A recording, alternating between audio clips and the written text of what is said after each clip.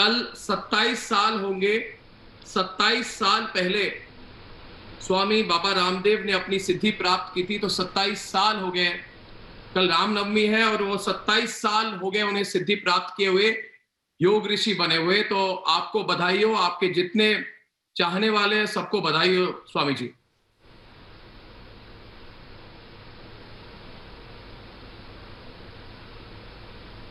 प्रणाम प्रणाम अणु भाई। धन्यवाद स्वामी जी। मेरा पहला सवाल आपसे यह है कि इस वक्त पूरे देश के सामने सबसे बड़ा संकट कोरोना है। परेशान लोगों के लिए आप अपनी वाणी से, आपकी वाणी से उन्हें हौसला मिलेगा स्वामी जी। और मैं चाहता हूं कि बाबा रामदेव देश के लोगों से बात करें, उन्हें राह दिखाएं आज। तो सबसे पहले तो एक पॉजिटिविटी, एक सकारात्मकता। हॉस्पिटल्स की कमी, बेड्स की कमी, ऑक्सीजन की कमी, दवाओं की कमी, डबल म्यूटेंट के बारे में अभी बात हो रही थी, अभी तो ट्रिपल म्यूटेंट की बात हो रही है कि अलग अलग देशों में 10, 15, 20 म्यूटेंट जो है वो कोरोना के आ चुके हैं। कैसा ही म्यूटेंट आ जाए, पहली बात, जिसका रेस्पिरेटरी सिस्टम अच्छा है, जिसकी इम्यूनिटी अच्छी है, जिसका लिवर किडनी पेनक्रियाज का फंक्शन अच्छा है, जिसका हार्ट और ब्रेन फंक्शन अच्छा है, सबसे बड़ी बात जिसका कॉन्फिडेंस हाई है, उसका कोरोना कुछ भी नहीं बिगाड़ सकता। तो सबसे पहले तो मैं पूरे देशवासियों से आह्वान करूंगा, हिम्मत मत हारिए।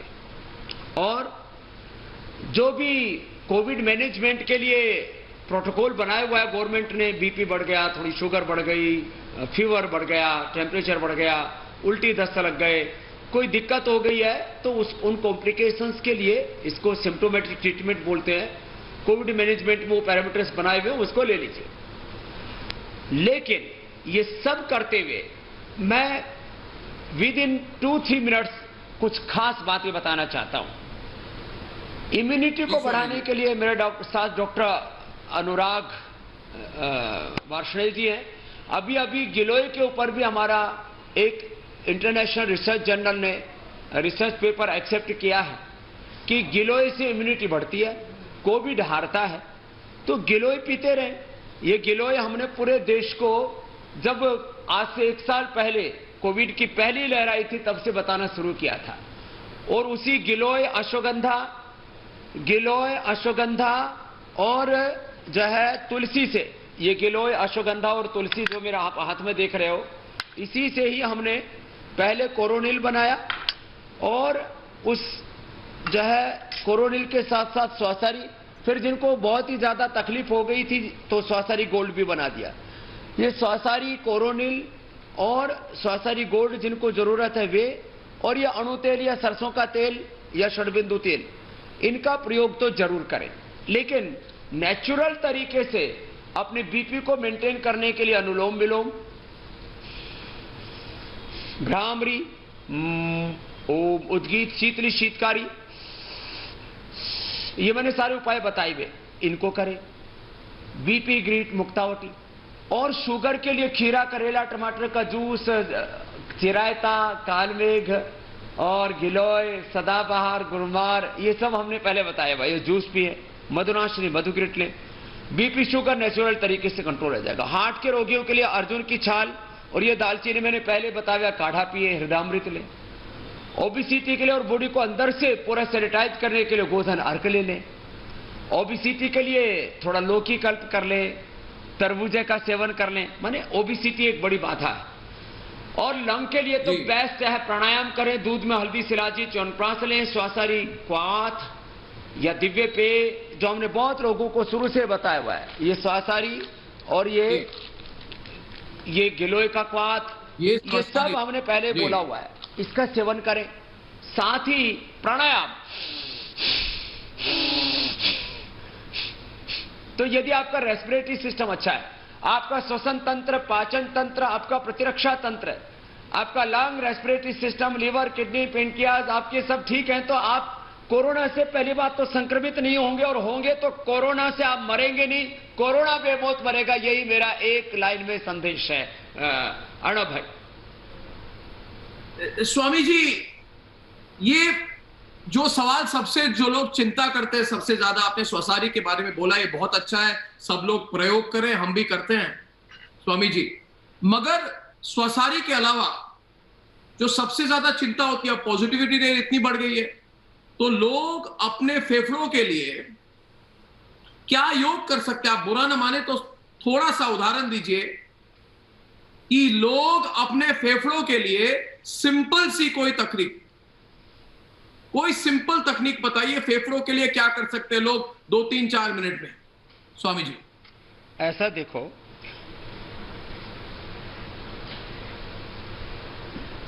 जी, सीधे खड़े होकर के, कहीं पर भी हॉस्पिटल में भी है तो ये कर सकते हैं।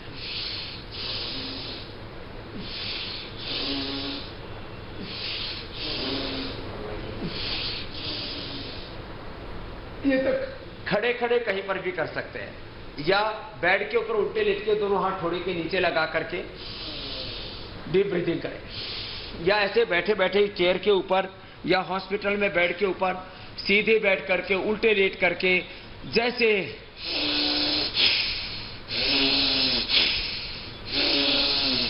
इसको भस्त्रिका कहते हैं, ये जरूर करें। दूसरा है कपालभाति,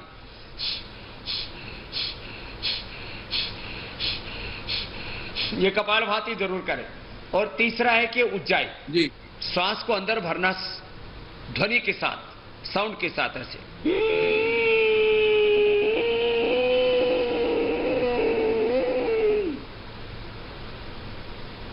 ऐसे श्वास भर के रोक करके रखना, होल्ड करके, और दाएं नाक को बंद करके बाएं से छोड़ देना।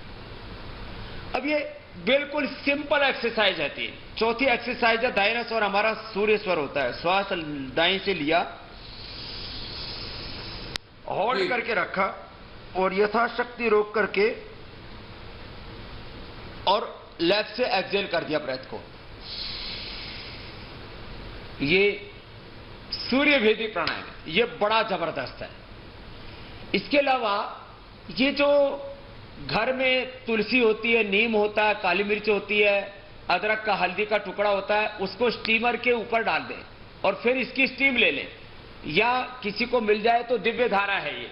इसमें अजवाइन सत है, पिपरमेंट है, कपूर है, देसी कपूर, और इसमें थोड़ा सा लौंग का तेल है और यूकेलिप्टस ऑयल है। अब इसको ऐसे ही स्टीम ले लें, पूरा अंदर करा दिया, और गर्म पानी के अंदर, गर्म पानी, थोड़ा सा गुनगुने पानी के अंदर थोड़ा सेंधा नमक, थोड़ी हल्दी, ये सब डाल करके गरारे कर ले, एकदम गला खुल जाता है, पूरा श्वसन तंत्र जबरदस्त काम करने लगता है।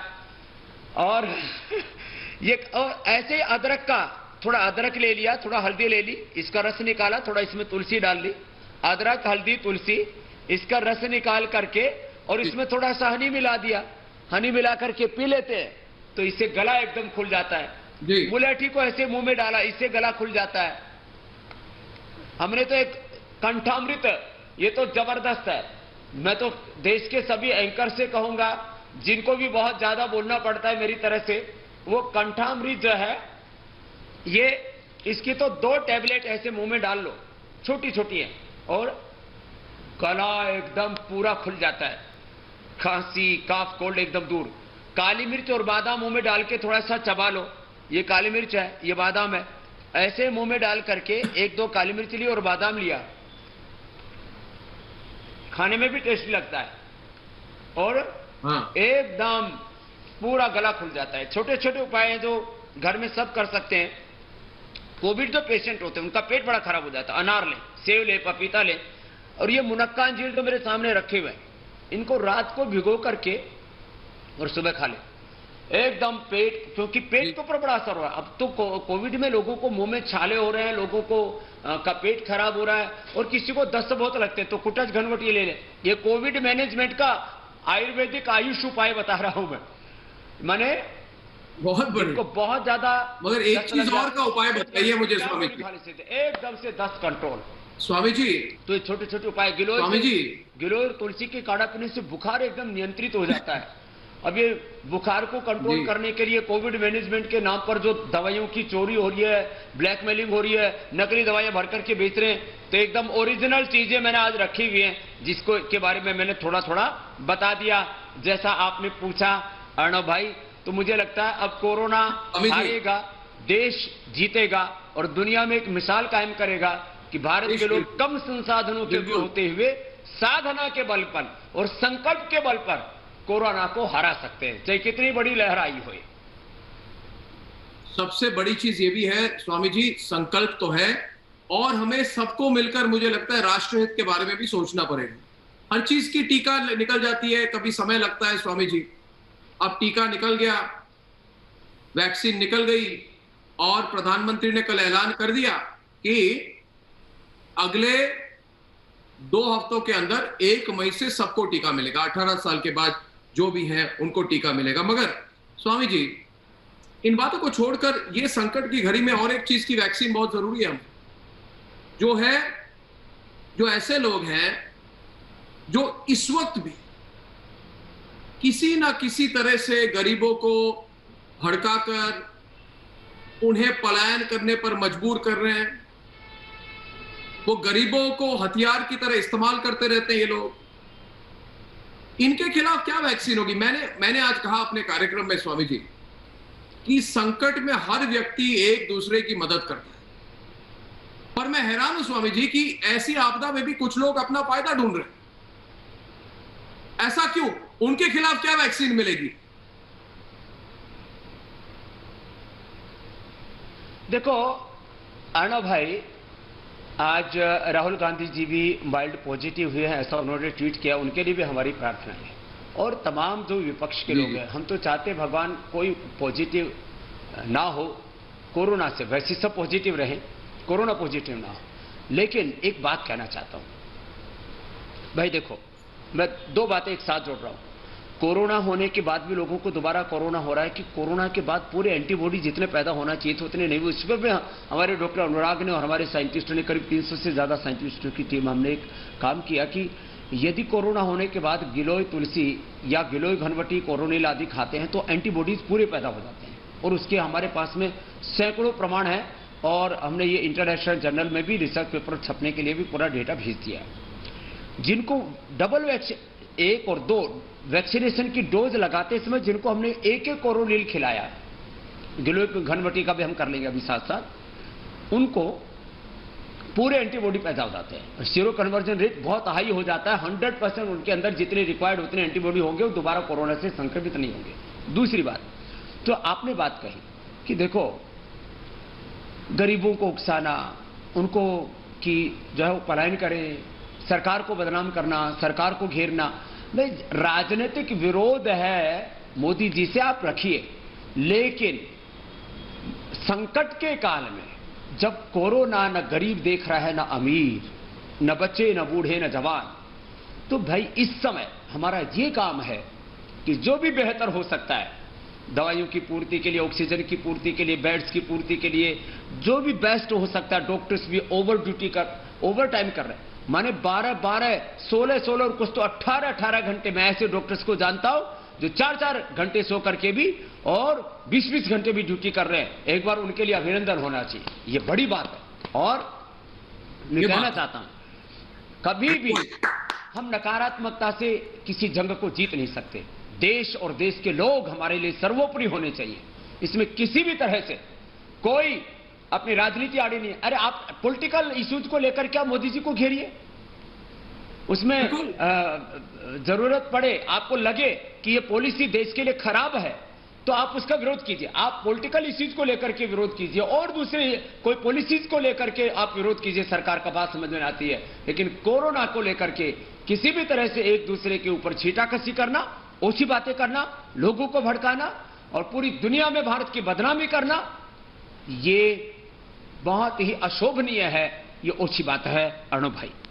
स्वामी जी, स्वामी जी कल भी मैंने एक बात कही थी अंग्रेजी प्रोग्राम में, कई लोगों को अच्छा नहीं लगा जो ये लॉबी वाले हैं। मैंने कहा कि देखिए कोवैक्सीन जब निकली थी, है ना, एक टीका हमारे पास ऐसा है कोविशील्ड स्वामी जी, जो विदेश में तकनीक बनी और इधर सीरम इंस्टीट्यूट बना है और सरकार ने प्रोत्साहन किया।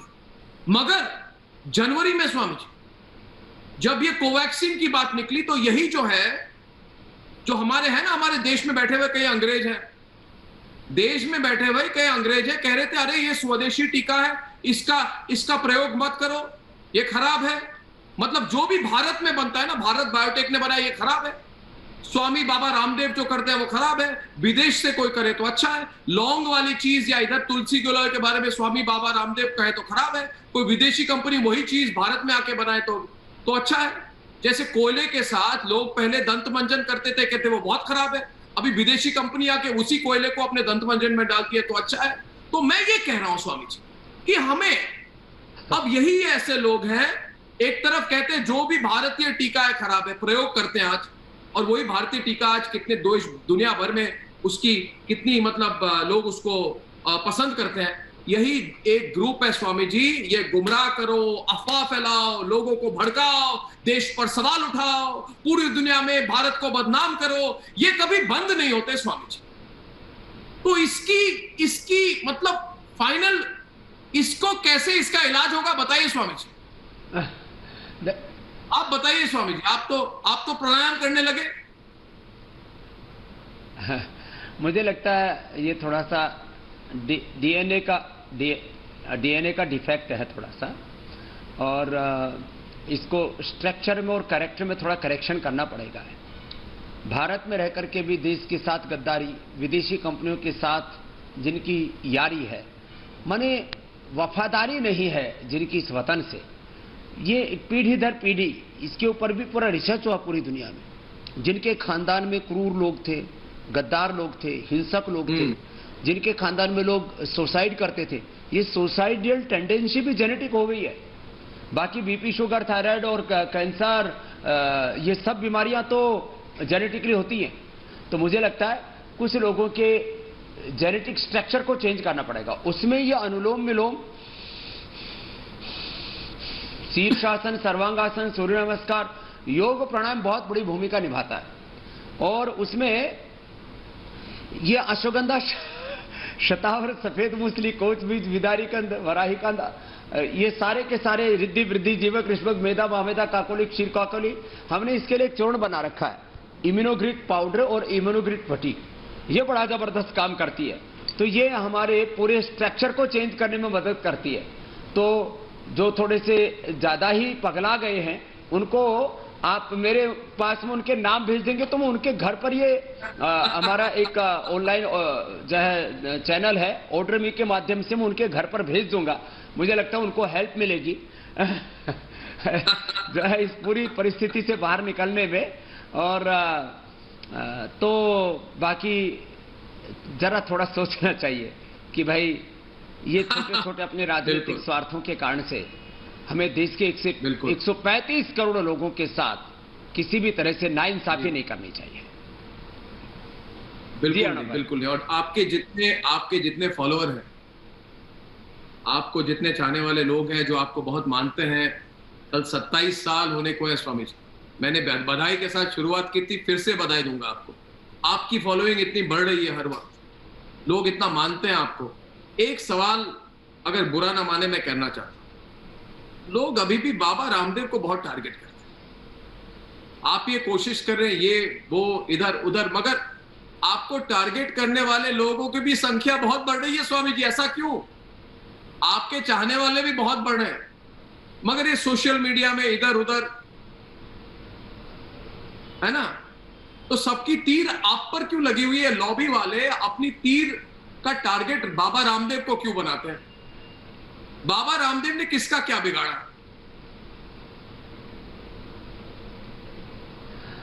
अच्छा अर्णव भाई, मैं एक बात तो ये बताता हूं कि मैं 27 साल का एक साइंटिफिक सन्यासी हूं, साइंटिफिक अप्रोच रखता हूं, वैदिक सनातन ज्ञान, आधुनिक विज्ञान को साथ में लेके चलता हूं। अभी मेरे साथ एक साइंटिस्ट यहां पर बैठे हुए, करीब टोटल मेरे पूरे संस्थान के अंदर पतंजलि योगपीठ में श्रद्धेय आचार्य भाषण जी के मार्गदर्शन में हमने एक पूरी जो टीम बनाई हुई, करीब 500 साइंटिस्ट है भाई। हमने, मैं आम लोक भाषा में कहूं भाई, किसी की भैंस खोली नहीं, किसी के खोड बाए नहीं, किसी की चोरी की नहीं, किसी के साथ एक चींटी से लेकर हाथी तक किसी का बुरा किया नहीं। तो फिर भी क्यों लोग ऐसा विरोध करते हैं? तो एक तो लोगों के दिमाग में एक कूड़ा भरा हुआ है कि गुरुकुल का पढ़ा हुआ, संस्कृत पढ़ा हुआ, हिंदी बोलने वाला, मैं अंग्रेजी भी बोलता हूं, जानता हूं जहां जरूरत पड़ती है, when I am feeling difficulty in different situations, then I am speaking in English also. But कुछ लोगों को लगता है अरे ये हिंदी बोलने वाला, ये संस्कृत पढ़ने वाला, गुरुकुल में पढ़ने वाला, अनपढ़ माँ बाप के घर में पैदा हुआ एक किसान का बेटा, ये कैसे बात कर सकता है साइंस और टेक्नोलॉजी की? ये कैसे मुकाबला कर सकता है सारे इन ड्रग माफियाओं के साथ? मैं सच कहता हूं, ये ड्रग माफिया, ये मेडिकल माफिया, ये MNC mafia, east India company से लेकर के आज तक पूरे देश की 1000 लाख करोड़ रुपए की लूट की है। उनको स्वामी रामदेव कैसे रास आएगा? एक तरफ मोदी जी कहते हैं लोकल फॉर वोकल, और वोकल फॉर लोकल, और लोकल को बनाना है ग्लोबल और भारत को आत्मनिर्भर बनाना है। हम तो उसी काम में लगे हुए, अपना कोई स्वार्थ नहीं। जो भी हमारे पास अर्थ है, पुरुषार्थ से जो अर्थ अर्जित किया वो सब परमार्थ के लिए हम लगा रहे हैं। भारत का यश बढ़ा रहे हैं, योग आयुर्वेद को बढ़ा रहे हैं, हेल्थ में, एजुकेशन में, रिसर्च में, एग्रीकल्चर में, इंडस्ट्री में करोड़ों लोगों का भला कर रहे हैं, लाखों लोगों को रोजगार दे रहे हैं। उसके बावजूद भी मुझे समझ नहीं आता लोग मेरा विरोध क्यों करते? मैंने बुरा किसी का क्या किया? ठीक है, मैं 27 साल का सन्यासी हुआ, वैसे मेरी बायोलॉजिकल एज भी 27 से ज्यादा नहीं है। अलग बात है कि मैं बचपन में भी बचपन की तरह मस्त रहता हूं और विरोधियों की परवाह भी नहीं करता हूं। आप जैसे प्यार करने वाले मेरी बहुत बड़ी ताकत है। लेकिन ये बताओ अर्णव भाई, आप जरा, मैं आज ही करेक्शन कर लेता हूं, कल तो मेरा आध्यात्मिक जन्मदिन है रामनवमी को, कि मेरी गलती क्या है मैं अभी सुधार कर लूंगा कि भाई ये स्वामी रामदेव यहां गलत है, सुधार कर लेता हूं। मेरा विरोध क्यों करते मुझे आज यही समझ में नहीं आज तक अर्णव भाई। बस मैं चाहता हूं स्वामी जी आप इसी तरह से आप हंसते रहें, स्वस्थ रहें। और कभी कभी मैं भी सोचता हूं स्वामी जी, अंत में ये कहूंगा, आपने कहा कि आपकी बायोलॉजिकल एज 27 से अब 25 साल हो गए मुझे पत्रकारिता करते हुए। काश मैं भी कह सकता स्वामी जी कि मेरी बायोलॉजिकल एज भी 25 है। तो आपको जब मिलूंगा उसकी सीक्रेट आपसे लूंगा स्वामी जी। मगर इस क्या बात, आज आपसे बात करके बहुत पॉजिटिव फील हुई, ऊर्जा मिली और अच्छा लगा स्वामी जी। ये कोविड ये सब पार हो जाए ना, उसके बाद मैं आके हरिद्वार में आपसे मिलूंगा, आपका लैब देखूंगा खुद में आके।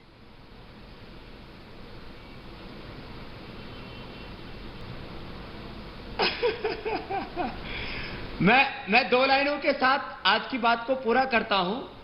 जमी सलाम करे आसमा सलाम करे, करो काम की सारा जहां सलाम करे, मिटा दो जुल्म की आंधी कि तुम फौलाद बनो, खाक में मिलकर भी कौम की औलाद बनो, तुम्हारे कारवां को नौजवान सलाम करे, करो काम की सारा जहां सलाम करे। तो हमने तो यही ठान रखा, चले वेती नेकी के रास्ते पर चलते जाना है।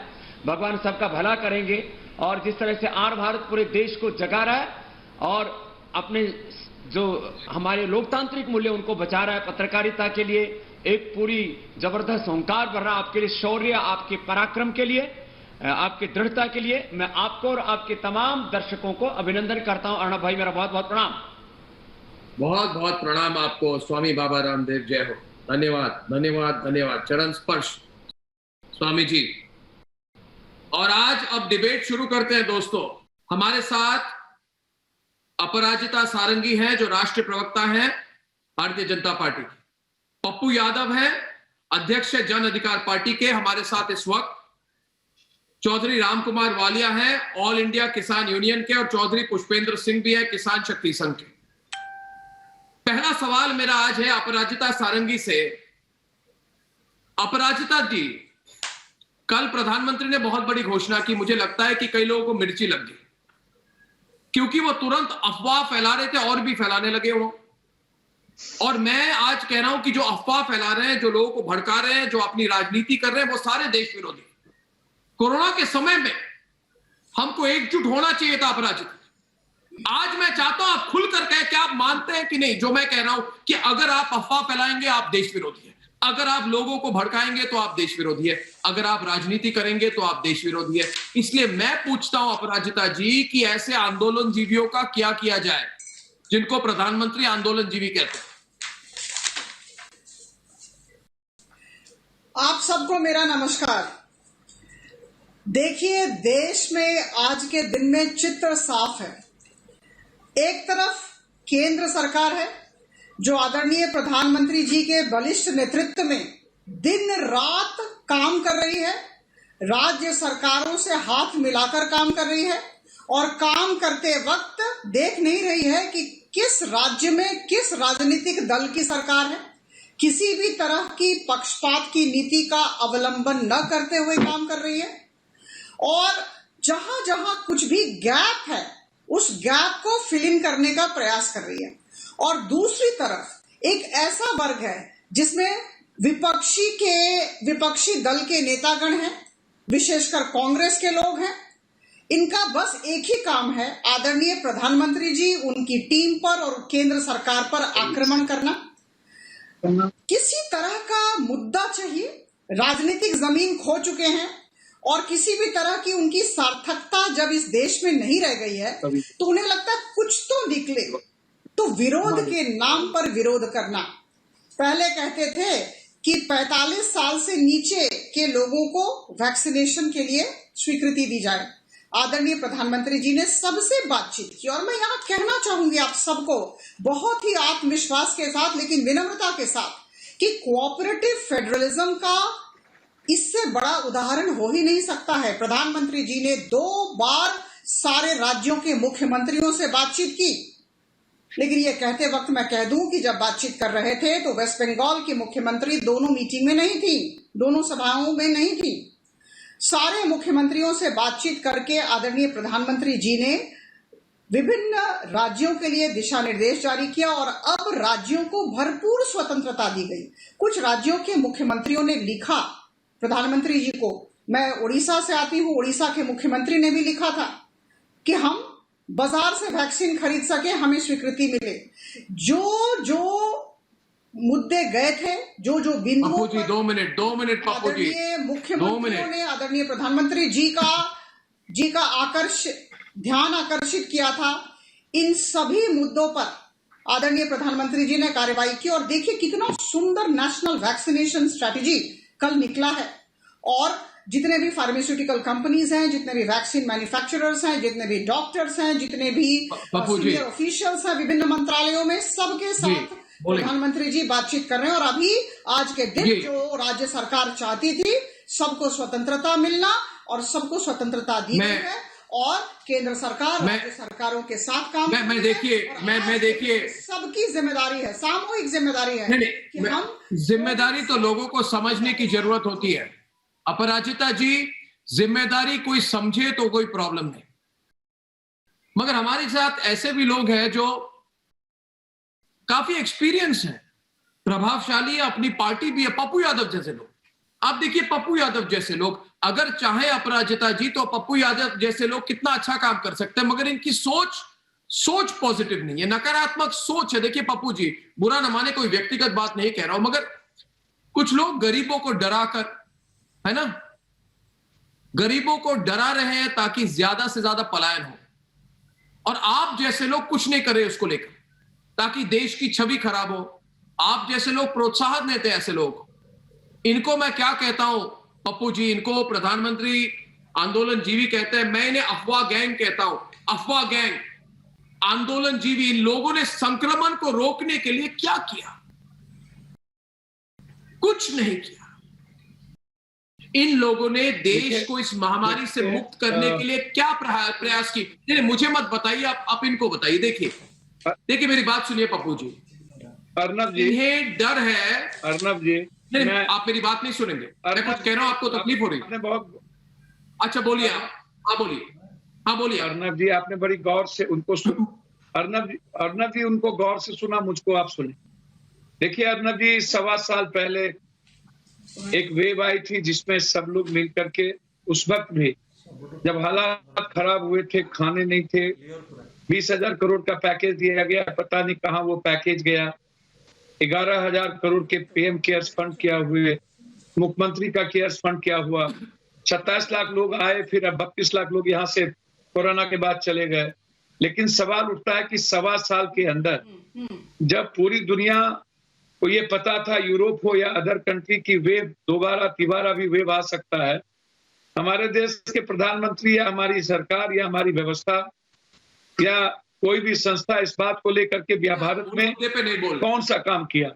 पहले सुन लीजिए, आप मुद्दे पे नहीं बोल रहे पप्पू जी, आप वैक्सीन की बात, आपको डर है, मैं वैक्सीन, आपको डर है, मैं वैक्सीन की बात आपको नहीं एक लाइन पप्पू जी, एक लाइन पप्पू जी, एक लाइन पप्पू जी, एक लाइन कोरोना की पप्पू जी, एक लाइन नहीं, मैं आप एक लाइन, भाई साहब आप मेरी एक बात नहीं सुनेंगे। मैं बिहार में मैं बिहार में हूँ, मेरा दर्द सुन लीजिए। मैं एक लाइन में पूछ बिहार में हूँ, मेरा दर्द मुझे मौका दीजिए बोलने का, मैं जवाब देता हूँ पप्पू जी का। अर्नब जी, मैं वालिया जी कुछ कह रहे हैं, आपका जवाब दे दीजिए। मैं एक रिक्वेस्ट करूंगा अर्नब जी, मेरा दर्द सुन लीजिए अर्नब जी। पप्पू जी नहीं अर्नब जी, 1 मिनट में मैं अपना दर्द बताऊंगा। अर्नब जी, मैं 1 मिनट में अपना दर्द बताऊंगा। मेरी बात सुनिए अर्नब जी, 1 मिनट में मेरा दर्द सुनिए। पहले बताइए। एक रिक्वेस्ट है मेरा, कम से कम बात पूरी। बोलिए आज आप बोलिए कहीं भी हम आज हमारे पास कहीं भी बेड नहीं है। आज हमारे पास किसी भी सेंटर पर वैक्सीन नहीं है। आज हमारे पास किसी भी जगह रेमडेसिविर दवाई नहीं है। कोई डॉक्टर स्पेसिफिक लिखता है, कोई डॉक्टर फेविपुल 400 लिखता है, कोई झूठ। आप पहले बात सुन लीजिए। झूठ बात, आज हमारे पास आप झूठ बोल रहे हैं। आज हमारे पास आप भड़कीले बातें कह रहे हैं, मैं क्यों बोलने दूं आपको? आज हमारे पास नहीं, आप ये नहीं है, आपने क्या किया? 1000 रुपया पप्पू यादव ने क्या किया? वाला पप्पू यादव ने अब तक क्या किया? के लिए नहीं आप आज आप मुझे बताइए। नहीं पप्पू यादव जी, सुनिए मेरी बात, आपको सुनना पड़ेगा पप्पू जी, आपको मेरी बात सुननी पड़ेगी 2 मिनट के लिए। 1 मिनट आप तो बोलते रहेंगे, आप तो बोलते रहेंगे, आप बोलते रहेंगे। मेरी बात सुनिए 2 मिनट, भटका रहे हैं, आप मेरी बात सुनिए। का चल रहा है यहाँ पे, आप एक ट्वीट करते हैं, पप्पू जी, 5 ट्वीट करते हैं, बुराई करने का काम कर रहे हैं। आपके चुनाव आयोग ने देशद्रोह का मुकदमा होना चाहिए। ये क्यों 8 बार में चुनाव क्यों करवाया? आप कह रहे चुनाव आयोग ने देशद्रोह का मुकदमा होना चाहिए? 4 बार में की बात कर रहे आप हैं। बिल्कुल सरकार की बिल्कुल देशद्रोह का मुकदमा होना चाहिए। ये अलग इसने सभा में 1-1 लाख आदमी। आप जरा अपने शब्दों पे थोड़ा संयम रखिए पप्पू जी। किसानों की आप लक्ष्मण रेखा पार कर रहे हैं, है ना, किसान आप सुन नहीं रहे मेरी बात। देशद्रोह का उन्होंने पूरे देश के 130 करोड़ लोगों की जिंदगी को झोंक दिया। एक मिनट वालिया जी, 1 मिनट रुकिए, वालिया जी 1 मिनट रुकिए। मैं पप्पू यादव जी को नहीं, मैं पप्पू यादव जी को एक सवाल पूछना चाहता हूँ। पप्पू यादव जी आपसे, पप्पू यादव जी सवाल मेरा आपसे है। पप्पू यादव जी आप चिल्लाइए मत, सवाल मेरा आपसे, आप शांत हो जाइए। आपको एक सवाल मेरा, अर्नब गोस्वामी का एक सवाल आपको सुनना ही होगा, आपको सुनना होगा मेरा एक सवाल। आप मेरी बात सुनिए, आप चिल्लाइए मत, रुक जाइए। मध्यम गति, आप मध्यम गति में बात करें। आप मत नहीं, आप कोई पार्टी की भाषण नहीं दे रहे, ब्लैक मार्केटिंग। आप अपनी पार्टी की रैली में नहीं है, मेरे प्रोग्राम पे आप कह रहे हैं। 1 मिनट पप्पू जी, देखिए राम वालिया जी 1 मिनट। वालिया जी, ये पप्पू यादव कह रहे हैं कि चुनाव आयोग पर देशद्रोह का मुकदमा होना चाहिए। मुझे तो लगता है सिंघू बॉर्डर पर जिन लोगों को किसान कहते हुए, जो किसान कहते हैं अपने आप को, जिनके एसी के टेंट है, जिन्होंने होटल बुक करके रखा है, और जो कहते हैं हम किसान हैं, सिंघू बॉर्डर से हट नहीं रहे। इधर हजारों लाखों लोग संक्रमित हो गए दिल्ली में, नेशनल कैपिटल रीजन में। उन पर देशद्रोह का आरोप होना चाहिए कि नहीं? उन पर देशद्रोह की कार्रवाई होनी चाहिए कि नहीं? अगर मैं सवाल करूं तो वालिया जी, पप्पू यादव चुप हो जाएंगे, कोई जवाब नहीं है उनका। अरे आप लोग समझिए, आपको डर है, आपको डर चाहिए। इन परिस्थितियों निश्चित तौर पर आप पहले आंदोलन जीवियों को निकालेंगे सिंघू बॉर्डर से, ठीक है, और कितने लोगों को संक्रमित करेंगे? वालिया जी, और वालिया जी डिबेट पे आइए, आपको बधाई देता वालिया हूं जी डिबेट पे आइए, कि आप जो है वालिया जी डिबेट पे आइए, निष्पक्षता के साथ पुष्पेंद्र सिंह के साथ में पत्रकारिता करते हुए इन मुद्दों को उठा रहे हैं। ना तो वैक्सीन की व्यवस्था, आज जो है सबसे बड़ी बात वालिया जी। यह है कि देश के अंदर कोरोना काल विकराल रूप ले चुका है, और दिल्ली की, मुंबई की जो स्थिति है, पूरे देश की जो स्थिति है, पूरा देश देख रहा है। ऐसे में जो हमारे किसान भाई वहां बैठे हैं, ना तो वो कोरोना के नियमों का पालन कर रहे हैं, ना ही वो सामाजिक दूरी का पालन कर रहे हैं, और जो उनको भड़काने का काम कर रहे हैं हमारे किसान नेता, मैं उनको कहना चाहता हूं कि वो क्या चाहते हैं, वो कितने किसानों की बलि देना चाहते हैं। अब आज ये कोरोना काल में किसानों को मरवाना चाहते हैं, उनकी समस्याओं का निदान करा रहे हैं, या उनको मरवाना चाहते हैं? मैं सीधा ये पूछना चाहता हूं, जो किसान नेता उनको सह देने का काम कर रहे हैं, उनसे पूछना चाहता हूं कि जो किसान नेता हमारे किसान भाइयों को भड़काने का काम कर रहे हैं, उनको सह देने का काम कर रहे हैं, कोरोना काल में भी उनको समझा नहीं रहे हैं कि जब देश के अंदर कहीं कोई लागू ही नहीं हो रहे हैं तीनों कृषि कानून, सरकार ने मना कर दिया है, इस समय कोरोना काल चल रहा है, जान बचानी मुश्किल हो रही है, ऐसे में भी वो कृषि कानूनों को लेकर धरने पर बैठे हैं। तो ये कहां तक ठीक है मान्यवर? तो मैं पूछना चाहता हूं कि जो जवाब दे तभी तो बात कर रहे हैं हमारे किसान नेता, वो क्या चाहते हैं? जी आप जवाब दे चौधरी पुष्पेंद्र सिंह जी, आप चाहते हैं क्या है? वहां पे आपने तंबू लगा के रखी हुई है, हटेंगे नहीं?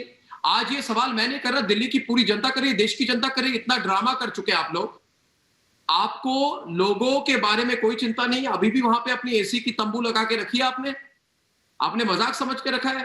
पिछले साल शाहीन बाग और इस साल ये सिंघू बॉर्डर के तंबू। उठाइए तंबू, निकल जाइए वहां से, बहुत हो गया। ये ड्रामा बंद कीजिए पुष्पेंद्र जी, लोगों में गुस्सा बढ़ रहा है।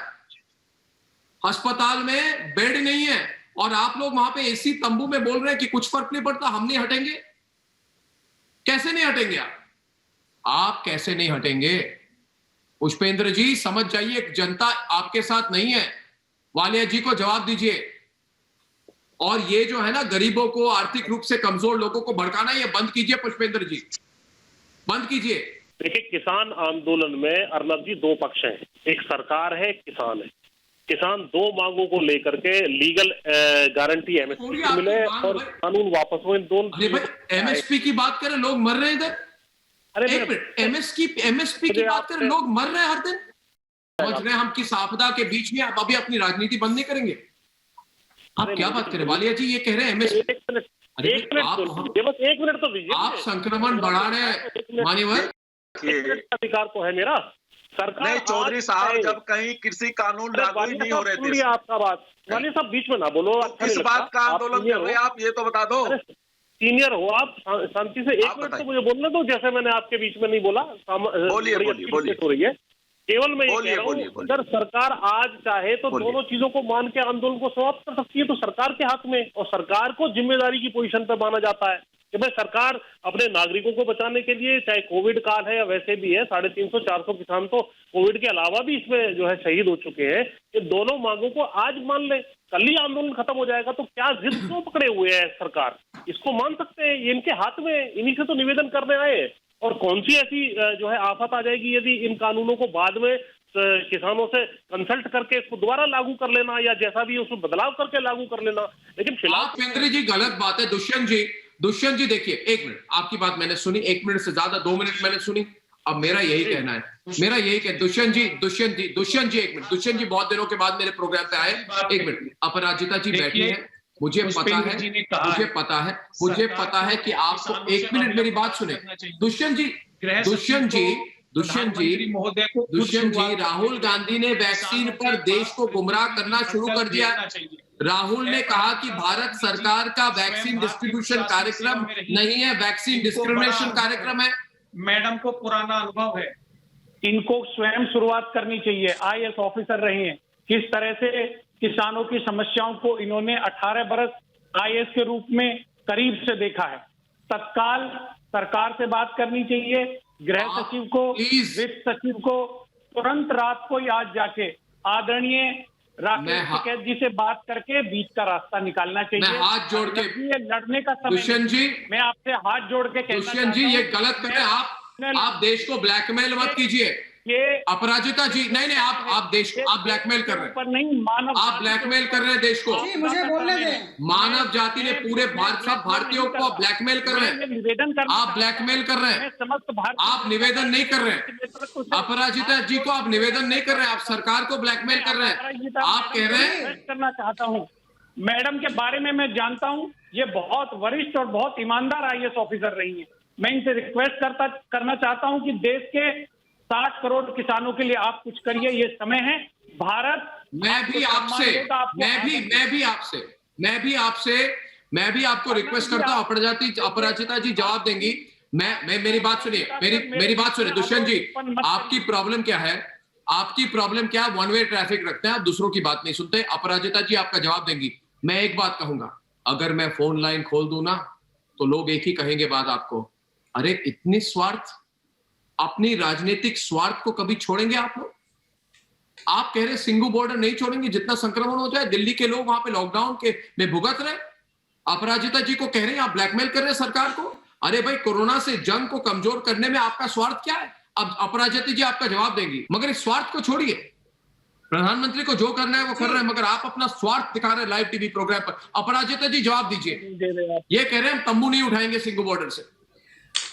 देखिए, दो बातें आप सबके समक्ष रखना चाहूंगी। पहली बात, कोरोना को लेकर हमारे जो अन्नदाता हैं सिंघू बॉर्डर पर बैठे हुए हैं। आज आप लोगों ने हरियाणा के मुख्यमंत्री की घोषणा सुनी होगी। उन्होंने कहा है कि सारे जितने भी अन्नदाता हैं सबका टेस्ट किया जाएगा। हम डरे हुए हैं कि जो हमारे किसान बंधु बैठे हैं उन्हें कोरोना न हो जाए या फिर वो कोरोना के संक्रमण में एक भागीदार न बन जाए। हमको उनके सेहत की चिंता है, हमको उनके जान की चिंता है।